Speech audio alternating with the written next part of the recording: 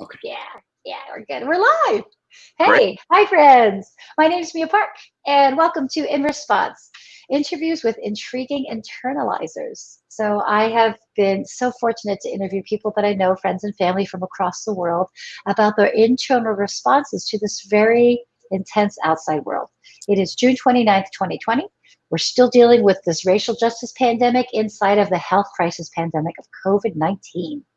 And today I'm really excited to talk to this like super cool justice warrior guy, so lovely, Vincenzo Pasquantonio. Tonio, how did I do? Oh, tell me. Perfect. Oh my God. Thank you, dear. When we first met, I remember I was like, I don't know how to pronounce your last name. Sorry. Flawless. Flawless. So Vincenzo and I met because he lives in New Orleans. He's a New Orleanian. And I was couch surfing. So I was in New Orleans just on holiday because I love it there. And couch surfing is a really cool network of very cool people hosting other people that need a place to stay. And I stayed at his house and met his lovely dogs. And it was so sweet. And I quickly realized that Vincenzo's just walking the walk and talking the talk. So this guy's for real. He has had a lifelong career of stepping forward and trying to bring people with him for all kind of levels of justice. And he's a former world traveler, which is where our like little couch surfing intersection made a lot of sense because he knows what it's like traveling and needing shelter. Yes. Yes. So thank you, my dear. Is there anything that you want people to know about you besides that? I'm happy to be here, so thank you for that. And let's just let the conversation flow. I look forward to it, and yeah. Cool. So he's humble, but I'll brag on you.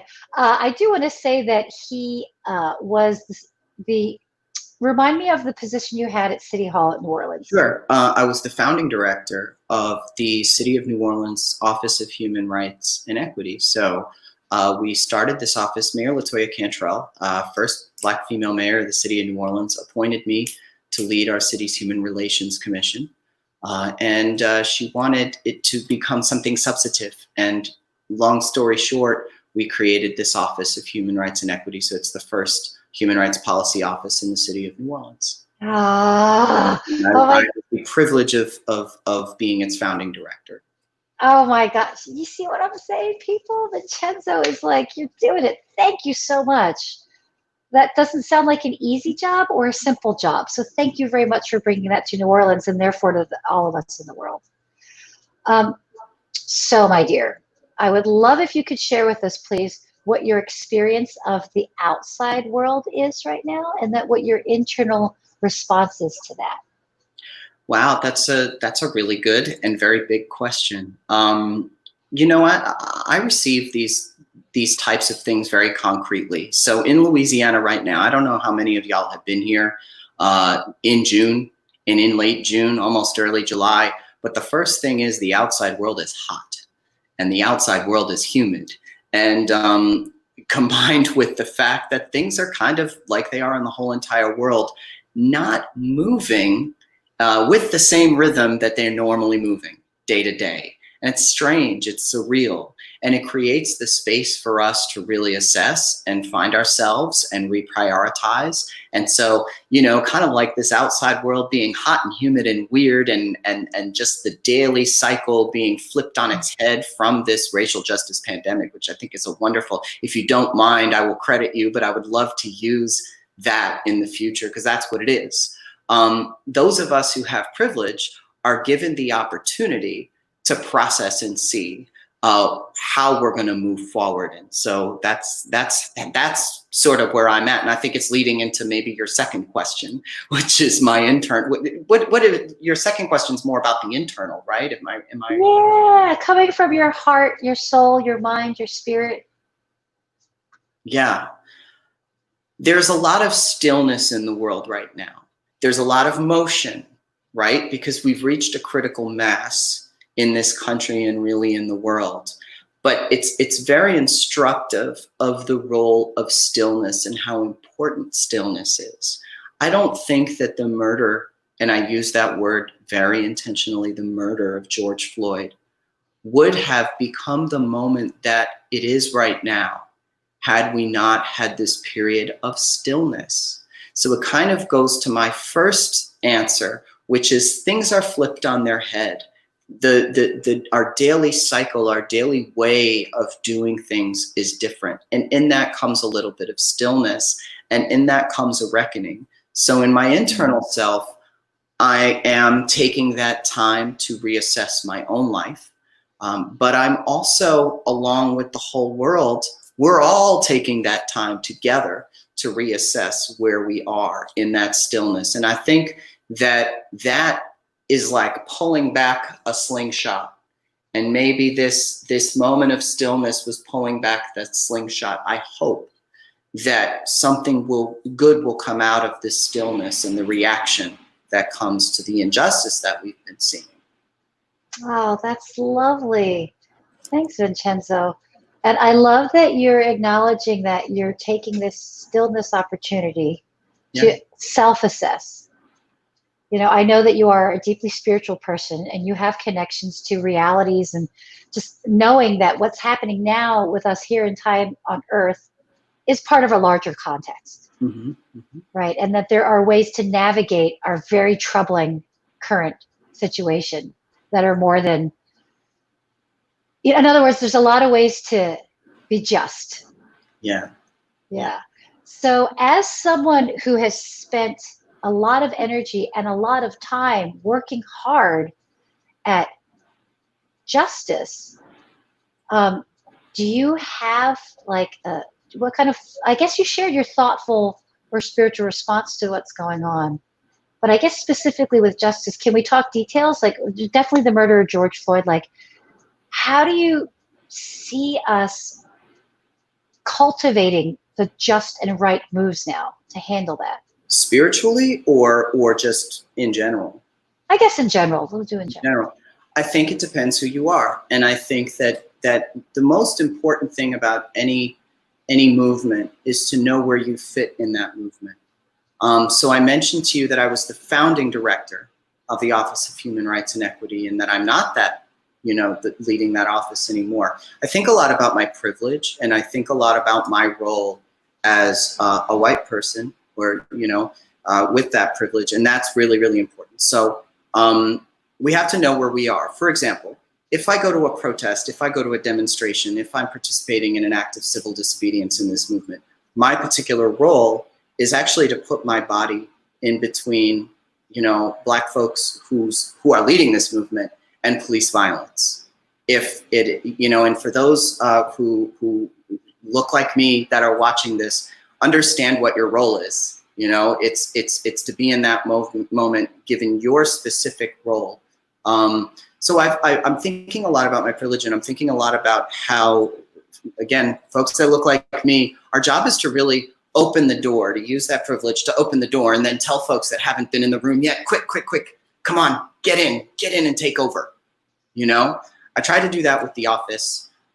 In this moment, in this movement, I'm trying to do that knowing where I fit in. The second thing is, and this ties more into my spirituality, is resistance, right? So, I think that we misinterpret, first of all, we quote Dr. King way too much and appropriate his message way too much. But one of the things that you hear a lot is this whole arc of history bends towards justice, right? And I think that sometimes that can be a great comfort, but it also can be something that's used for inaction. There does come a time where you have to say, F this, forget it. I'm not cool with this. I'm not allowing this to happen. The arc of history is taking too long to bend towards justice. What the 2000 election taught us, and I hope that we realize this, is that we cannot rely on the arc of history to bend towards anything. We have to bend it, and we have to do so with resistance. So you said 2011 election. 2016. 16, right? Okay. Yeah.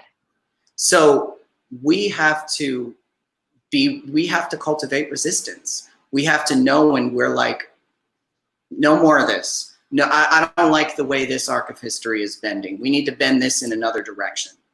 That's another thing. I love that. Thank you for being such an amazing ally, first of all, and understanding your place in things. I cried a little bit, so thank you for that. Just hearing that is so nice to know that there's people out there who understand, as you said, your privilege and your place in the struggle with it. And you're right. It's we have a lot of reasons not to resist. There's a lot of reasons not to get up and do it, right?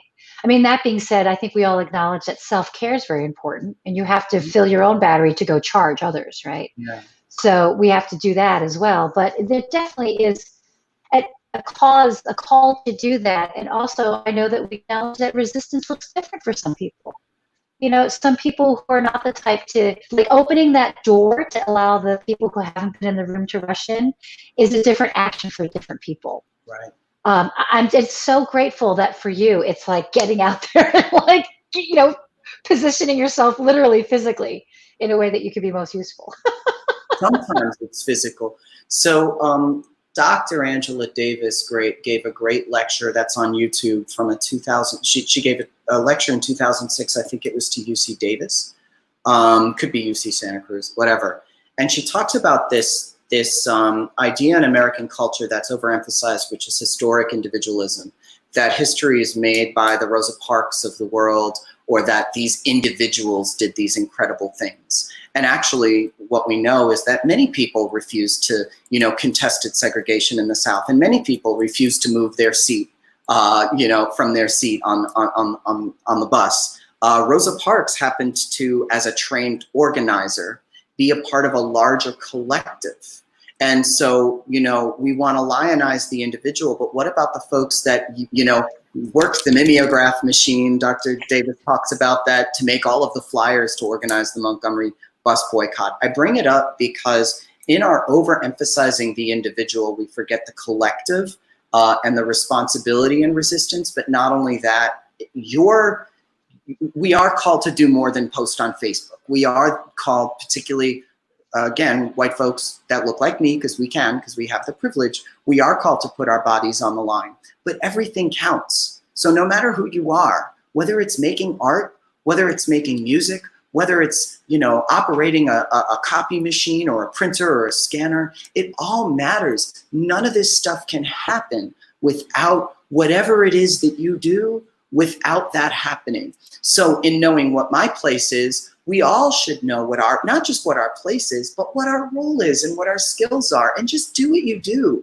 Do what you do really, really, really well, whether it's just telling the truth and reading people for filth, or, scanning stuff, or researching stuff, or if you're an academic, contributing to our literature, in our body of knowledge, which is really important. If you're a musician, if you're, we all have to be a part of this, but we have to bring what we're good at, and not just bring what we want to be good at, which all of us want to stand on the soapbox and be heard. And I have done that as well, but it's not necessarily what we're good at.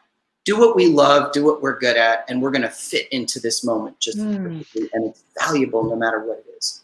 Oh my God, I love that message. That to me, that resonates in the Bhagavad Gita, which is like the spiritual book, and that's one of the main lessons out of that. They say that it is better to do your own job poorly than to do somebody else's well.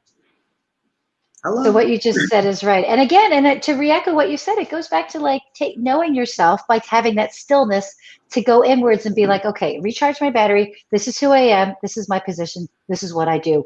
I'm going to get, and then doing it actually. Mm-hmm. Right. Oh my gosh, you have so many great things to say. So I would love to hear as well if you trust in the future, and if you do, what you trust about it. I trust in the future.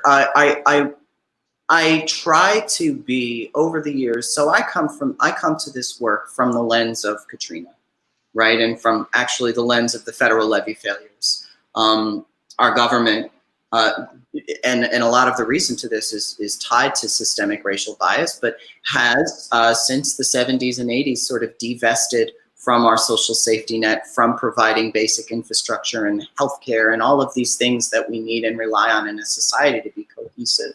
And in our city, that looked like the complete dissolution of federal levy system, and then we were blamed for living where we were at, right? So I come from, from a very practical place. I think that we can get specific policies right, but I think that, and that gives me hope for the future. And once in a while you have a moment and you use that moment and you leverage that moment to get some policies right that will create some safety and comfort and ability to live and thrive for future generations. And I'm hopeful because it always happens. But I'm also mindful that the nature of these things is cyclical, and that we're always going to have moments where we need to rise up in resistance. We're always going to have moments where it's okay to go with the flow. Now we're rising up and we're resisting, and I have faith that something is going to come out of this. But I'm also mindful of the fact that we're not going to get everything done that needs to be done in this moment. We rose up, we resisted after the federal levy failures, and we rebuilt this city. We did from the ground up. At the same time, we rebuilt a city that in many ways is more inequitable and doesn't have, the same pathways for opportunity. It's prettier, it's nicer, more people want to live here. There's a lot more good about New Orleans. But we also privatized our transit system, and we privatized our schools are all completely charter. And many of us, myself included, thought that was such a great idea at the time, and now we're seeing it's not, So we do the best we can in a moment, and you're never going to know in the future where you're messing up, where, you're going to have to go back and redo what you do. So I'm hopeful, but I also know that there are going to be things that we mess up, and that we can minimize that by listening, particularly listening to those who are who we want to help, not just listening, but lifting up and centering and following those who are on the ground, who are actually experiencing these disparities and inequities on a day-to-day level. And then maybe there'll be less things that we have to fix in the future that we didn't account for in this moment. That's so lovely. Thank you for that sharing about being truthful and acknowledging that mistakes are made. To be trustful in the future, but also acknowledging, mistakes are made. We all make mistakes. Yes. And like you said, I appreciate you sharing that there are ways to remedy that and to handle that by listening to by acknowledging, by listening, and then by acting on what you're actually acknowledging and listening on, right? Listening to. Gosh, it's so easy to feel hopeless, So have you experienced either in the physical, the COVID, and then you have experienced hopelessness? What was how'd you? I experience it every day. It's lonely. It's it's tiring. And again, as an Orleanian, as somebody who, we've been down this road before, we're used to this feeling. Just know that it's not glorious. It's not everybody, again, heroic individualism is this idea that each and every one of us is going to stand up on a soapbox, make the best speech. Everybody else is going to follow us, and it's going to be great. And then we've changed the world, and they're going to write books about how wonderful it is, right? It's not happening. It's just not going to happen like that. So let's start there and admit that this work is hard. And look, I got tear gassed the other day. Not many people can say that they've been tear gassed by their former employer. I have been tear gassed by my former employer because I used to work for the city. And it sucks. It's scary. It's really scary. These are scary times.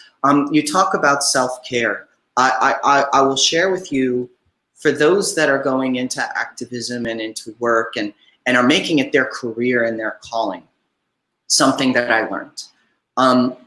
I spent a lot of time on, getting the good grades and learning things, and I sacrificed my personal life just to kind of get ahead so I could push these conversations forward and so that I could be in spaces of power. And great, I was able to get things done. If I could do it again, I would have spent more time cultivating friendships. I would have spent more time going out and just doing things. We have this wonderful connection with couch surfing, and thank God, one of the reasons I did couch surfing, and I still will do it, and as a couch surfing host, is because it's easier to socialize that way than to put myself out there. I think that when I was working in that capacity in the administration and for the mayor, and now I'm on the U.S. Human Rights Cities Steering Committee, the Human Rights Cities Alliance, and so I still am doing this human rights work.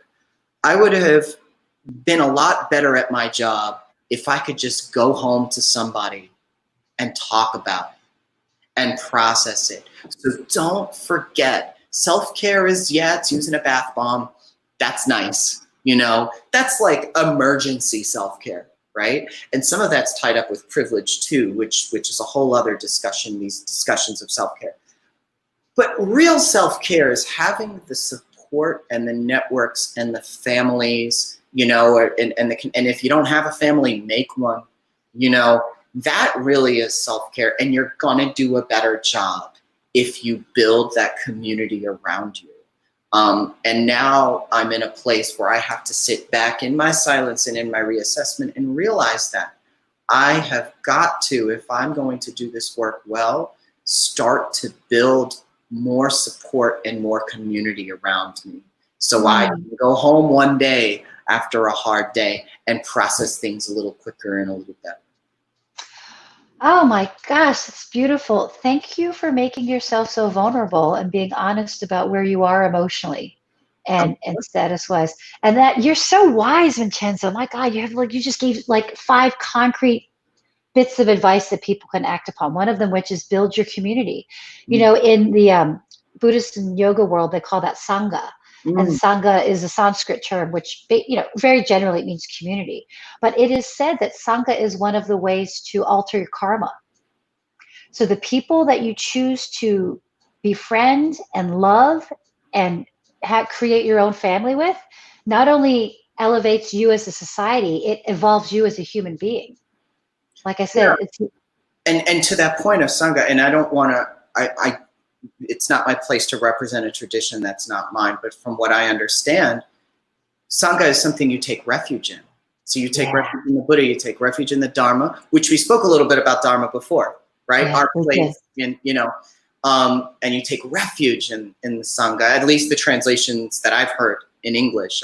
Again, I don't want to represent this tradition. So that idea of refuge is important because we're out there in samsara, right? We're out there fighting this wheel, cyclical. Like, God, we're going through the same stuff. Oh gosh, I wish we would. Here we go again. There we go again. You do need a refuge. You do need a refuge. It's not self-absorbed. It's not bad. It's necessary to do the work. Oh my gosh, thank you so much. Well, thank you. Oh my gosh, like I said, so many amazing bits of wisdom and practical suggestions that you shared with us. So thank you so much for joining us. This was super beneficial. I could talk to you forever. Wonderful. Thank you for being part of my community. Thank you. Vincenzo. Thank you for inviting me in. Oh my gosh, of course. And thanks for watching, everybody. We've got more interviews scheduled through September. You can read more about Vincenzo on Facebook. His information's up there. For YouTube, the information's down there. And if this In Response series is helping you and you're interested in supporting it, you can feel free to donate any amount to me. I'd appreciate that to support me in this adventure. And that information's also above or below. So take care, everybody. Thanks. Bye. Bye, everybody. Bye. Bye.